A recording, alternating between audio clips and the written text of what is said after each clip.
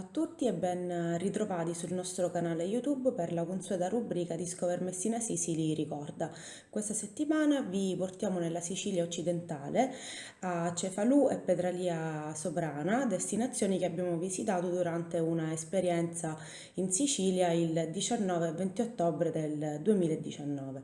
A Cefalù abbiamo avuto anche l'occasione di visitare il Museo Mandralisca che ospita il sorriso dell'ignoto marinaio del nostro Antonello da Messina e ovviamente nel centro storico la bellissima cattedrale ricca di mosaici inclusa nell'itinerario arabo-normanno dall'UNESCO.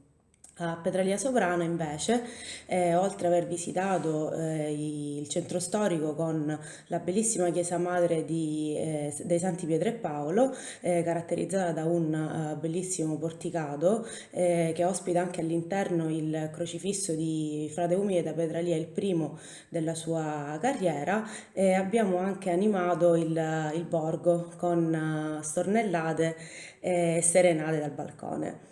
Vi invito a seguirci ancora, a cliccare sulla campanella per iscrivervi al canale e rimanere sempre aggiornati sui video che pubblicheremo. Grazie a tutti per l'attenzione e arrivederci.